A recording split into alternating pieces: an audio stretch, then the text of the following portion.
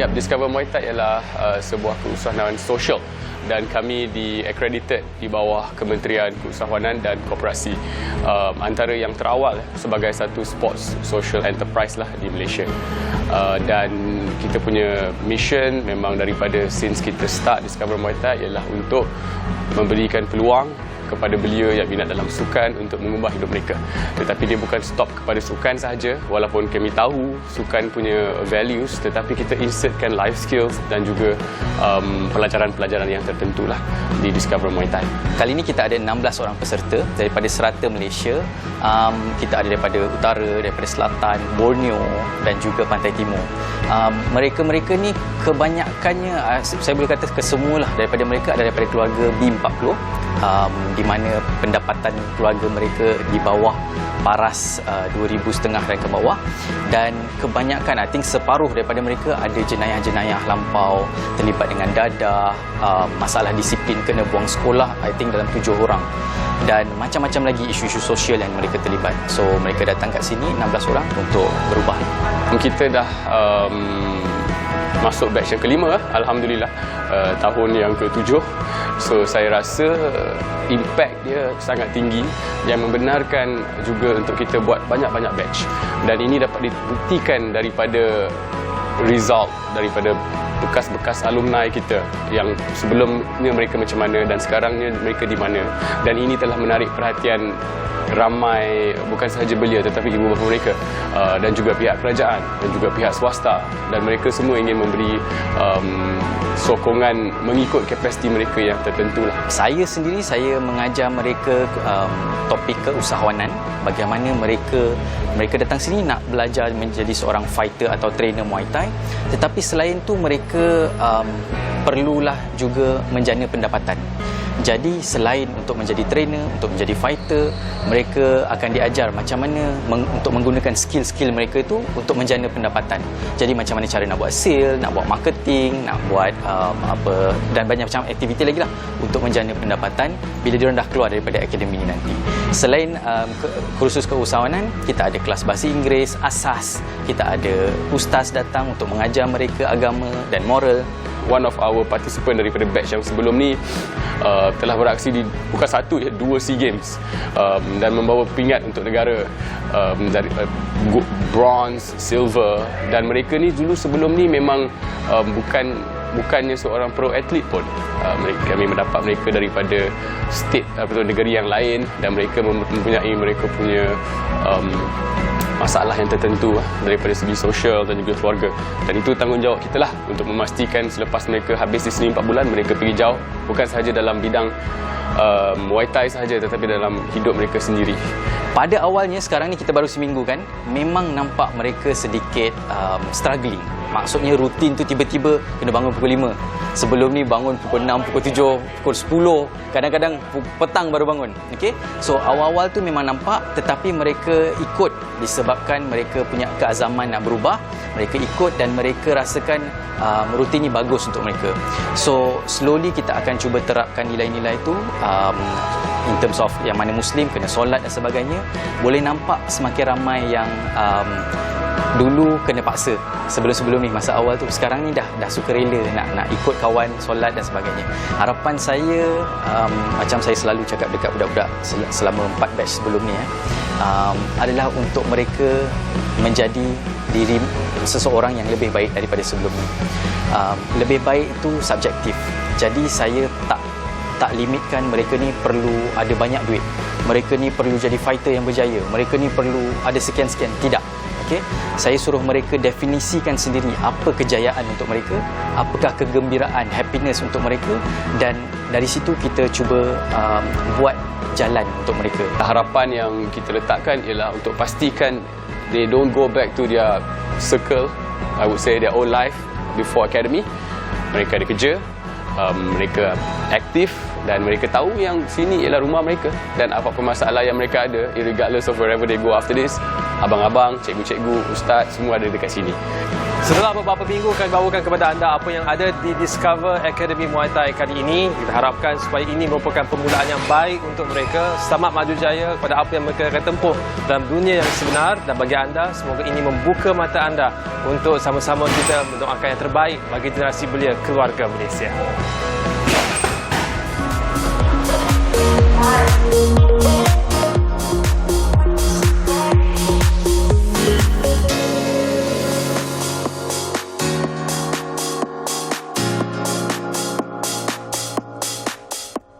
Salam keluarga Malaysia, Darah Muda musim baharu dibawakan kepada anda dengan kerjasama rakan strategik kami Yayasan Penteraju Pendidikan Bumi Putra, dan pada malam ini kita nak menyentuh berkenaan dengan inisiatif yang sudah pun diperkenalkan oleh Kementerian Kesihatan Malaysia, iaitu generasi penamat ataupun Generational Endgame. Merupakan satu inisiatif untuk memastikan bahawa mereka yang lahir bermula daripada tahun 2005 dan selepas itu bebas daripada sebarang penggunaan bentuk produk tembakau dan juga asap rokok, sama ada tembakau ataupun vape ataupun bentuk rokok elektronik yang akan datang dengan pelbagai bentuk dan rupa selepas ini. Mereka ini akan dibebaskan daripada asap tersebut untuk tujuan kesihatan dan juga untuk tujuan pembangunan generasi yang lebih sihat. Dan ketika ini Dewan Rakyat sedang bersidang dan ini di antara akta ataupun rang undang-undang yang akan dibentang dan dibahaskan oleh semua ahli parlimen berkenaan dengan nasib generasi yang akan datang ini berkenaan dengan penggunaan asap dan juga penggunaan bahan-bahan tembakau. Persoalannya, sekiranya akta ini diluluskan dan dipersetujui secara bersama, adakah pelaksanaannya itu bersifat hukuman ataupun sebenarnya tujuan untuk mendidik? Tapi sebelum itu, kita kongsikan dengan anda pandangan daripada dua orang tetamu yang bersedia bersama kami di set Darah Muda. Kedua-duanya Dr. Nuruddina Abdul Latif, Presiden Persatuan Diabetes Malaysia Cawangan Melaka, dan juga Adi Adli Fahim Adli Azamin, pelajar yang saya fikir rekod di Darah Muda merupakan tamu paling muda yang pernah kita ada. Tapi kita mulakan dengan doktor dulu. GEG. Biasanya kita dah bincangkan sedikit sebanyak berkenaan dengan apakah itu GEG, tapi minta doktor untuk kongsikan juga dengan penonton-penonton kita pandangan doktor berkenaan dengan inisiatif GEG itu sendiri. Okey, Assalamualaikum warahmatullahi wabarakatuh. So bagi pendapat saya, actually pelaksanaan GEG ni amat bagus sebab kita nak cuba membantu untuk melindungi generasi akan datang daripada bahaya rokok ataupun vape ataupun rokok elektronik, sebab kita tahu kesemua amalan-amalan itu adalah tidak bagus di mana ia boleh memudaratkan kesihatan. That's why KKM mengambil inisiatif untuk membentangkan dia program GEG ni dan juga Akta Kawalan Tembakau serta ingin membentangkan ke dalam parlimen, iaitu rang undang-undang supaya kita dapat melaksanakannya dengan jayanya, insya-Allah. Dan salah seorang daripada kumpulan sasar itu adalah Fahim sendiri, ya, untuk memastikan bahawa mereka ini generasi Fahim lah, maknanya tidak terdedah kepada asap rokok. Tapi apa yang Fahim faham berkaitan dengan GEG? Okay, berdasarkan kefahaman saya, GEG ataupun generasi penamat ini merupakan satu cadangan dan inisiatif daripada Kementerian Kesihatan sendiri mengenai pengharaman penggunaan rokok, sama ada rokok konvensional ataupun rokok elektronik kepada mereka yang lahir bermula daripada 2005 dan pada tahun yang seterusnya. Tapi orang kata yang rokok vape ke pot ke dia taklah teruk untuk kesihatan. Tembakau tu mungkinlah sebab dia asap yang dibakar. Fahim punya pandangan macam mana? Pada pendapat saya lah, semua produk tersebut mempunyai ciri-ciri yang sama. Okay, sebab dalam setiap produk itu mempunyai satu kandungan yang kita ketahui sebagai nikotin yang akan memberikan kesan buruk terhadap mereka yang mengambil produk tersebut, yang akan menyebabkan kesan buruk seperti ketagihan, okay? Dan dalam masa sama memberikan kesan yang negatif kepada badan individu itu sendirilah. Itu pandangan daripada generasi yang kita sasarkan untuk GEG ini. Apa pandangan doktor tambahan kepada soal kesihatan dan juga keselamatan penggunaan rokok-rokok yang tidak konvensional ini? Okey, seperti mana yang kita ketahui bahawa setiap kita sebagai aktivis kesihatan ataupun sebagai seorang pegawai perubatan, kita bergantung kepada bukti kajian saintifik yang telah dilakukan. Seperti mana sebelum ni WHO pernah membuat kajian pada tahun 2020, memang didapati bahawa vape ataupun rokok-rokok elektronik kebanyakannya mempunyai bahan-bahan kimia yang tidak selamat, di mana ia boleh memudaratkan kesihatan serta ia secara tidak langsung dia boleh memberi kesan yang tidak baik ataupun menghakis sel-sel dalam badan. So at the end of the day memang dia memberikan kesan yang bahayalah kepada setiap semua pengguna, tak kira yang merokok ataupun yang menghidu asap rokok. Ya. Tapi itulah cabarannya doktor, kerana nak memahamkan tentang hal itu. Betul. Orang kata rokok satu hal and then vape satu hal. Tapi saya difahamkan doktor juga ada pengalaman jauh lebih lama sebelum ini memperjuangkan isu-isu berkenaan rokok ni. Kalau boleh doktor kongsikan sedikit bezanya nak advocate berkenaan dengan rokok dulu dengan sekarang? Okey. Sebenarnya saya telah berkecimpung dengan untuk amalan merokok ni, maksudnya untuk mengelakkan amalan merokok ni menjadi lebih teruk. So sebenarnya saya dulu daripada tahun 2009 kita pernah memperjuangkan, iaitu membuat satu program inisiatif kampung bebas asap rokok, di mana kita membuat satu pilot project di Lubuk Cina, iaitu Kampung Sungai Jeneh, di mana itu adalah projek pertama. Dalam kampung itu kita terdapat lebih kurang dalam 35 buah rumah yang menyertai program, di mana rumah mereka itu adalah bebas asap rokok. Sekiranya ada tetamu ataupun anak ataupun ahli keluarga yang ingin merokok, mereka merokok di luar rumah untuk melindungi passive smoker. Kita tak nak anak-anak yang tak merokok terhidu asap rokok. So sehingga sekarang bilangan rumah tu semakin bertambah, dan kita telah merebarkan sayap ke taman-taman, kedai-kedai, homestay dan juga banyak tempat di kawasan Lubuk Cina sendirilah. Dan kita juga sebelum ni telah mendapat pengiktirafan WHO, iaitu Blue Ribbon Campaign. Dan salah satu daripada buah daripada usaha tersebut termasuk sekarang ni kedai makan pun merupakan kawasan dilarang merokok, tempat-tempat awam juga dikatakan sebagai tempat dilarang merokok. Tapi untuk Fahim, masalah dengan generasi muda ni nak suruh jangan beli rokok lah, jangan tu nak dibeli. Kena pula sebab nak beli rokok ni mudah di belakang kaunter, sekali lalu just rokok setup, bayar dan jalan. Sekarang pula bayar digital, lagilah senang, tak tunggu keluar duit, scan terus jalan. Tapi macam mana ya untuk kawan-kawan nak menasihati mereka ni supaya jangan dekati rokok? Oh, baiklah. Pada pandangan saya, untuk memberikan kesedaran kepada mereka ni agak sukar, kerana mereka sendiri memerlukan kesedaran tersebut. Jadi apa yang kita boleh buat ataupun apa yang kita boleh berikan kepada mereka adalah sokongan dan juga bimbingan. Contohnya kepada mereka yang mungkin dekat pada individu tersebut, seperti komuniti, keluarga ataupun rakan-rakan baik kan, mereka ni boleh memberikan nasihat yang berterusan agar mereka ini dengan harapan mendapatlah kesedaran tersebutlah untuk berhenti dan seterusnya jauhi rokok, tabiat merokok itu tersebut. Kalau situasinya satu orang yang kawan-kawan di sekeliling ni tu bukan kawan-kawan yang cukup baik, keluarganya mungkin sedikit broken kan, dan dia punya kawan ramai sehingga tidak dapat perhatian yang sesuai daripada mak ayah dia. Jadi mereka ni tak ada kawan yang baik. So untuk kumpulan yang macam ini, macam mana nak dekati mereka ya? Maksudnya dekati, pada pandangan saya jugalah, pada mereka yang di luar sana yang ingin berubah dan ingin berhenti daripada tabiat merokok ini, apa yang saya boleh nasihati, boleh saya nasihat adalah jangan pernah berhenti berusaha.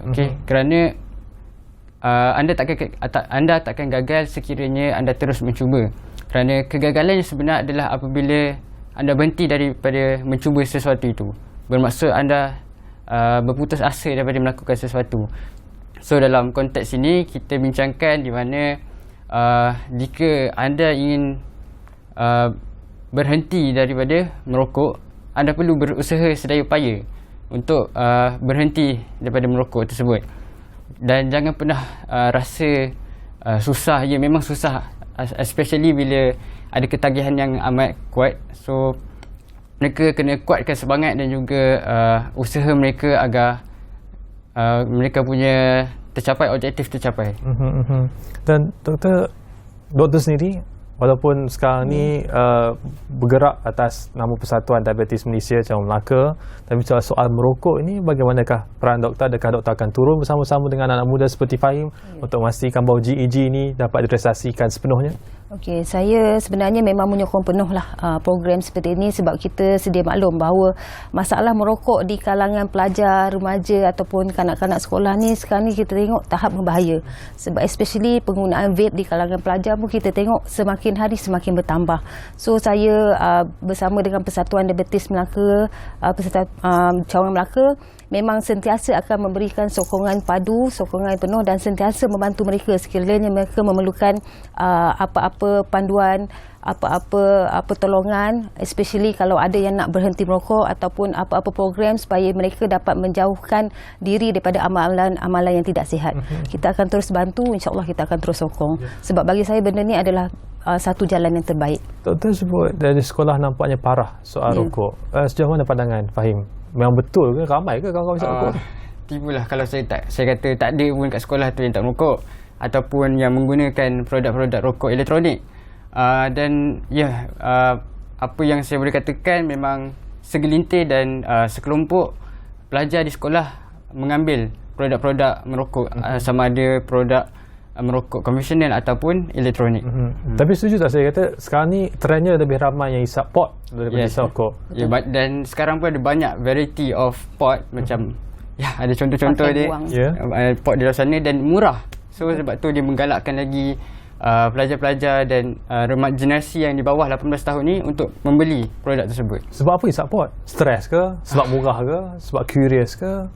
Saya tak pasti, tapi dia bergantung kepada orang. Mungkin sesetengah orang melihatnya sebagai cool ataupun hebat bila kita isap pot tersebut.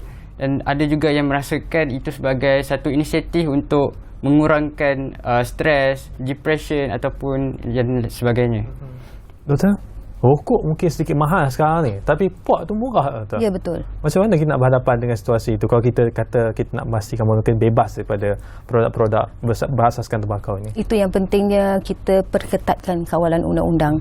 Sebab bagi saya untuk kita, sepatutnya negara Malaysia dah ban kemasukan vape seperti negara jiran kita buat, Singapura, Brunei and Thailand. Tapi dekat Malaysia kita tengok masih terdapat lambakan penjualan rokok elektronik, vape dengan rokok-rokok yang biasa. So bagi saya kalau sekiranya ada akta kawalan yang kuat dan juga bergabung dengan Generation End Game ini, so saya rasa ini adalah merupakan satu jalan yang terbaik lah untuk kita melaksanakan, untuk kita melindungi generasi akan datang daripada bahaya rokok. Sebab tu Yang Berhormat Khalid Jamaluddin mengumumkan inisiatif GEG ini. Antara respon awal daripada Persatuan Vape mengatakan bahawa tak boleh buat macam ni, matilah bisnes kami. Apa respon doktor? Okey, memang ada yang mengatakan bahawa vape ini merupakan salah satu yang boleh menjana ekonomi negara. Itu memang banyak kita dengar macam tu, tapi cuba kita lihat di sebaliknya.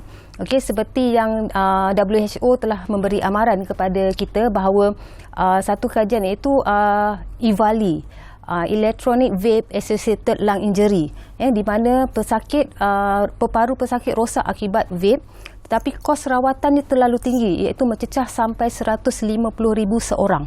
Mahal sebab kebanyakan mereka akan menggunakan oksigen, memerlukan ujian-ujian makmal ataupun diagnostik untuk mendiagnos seseorang itu yang mengalami masalah lah.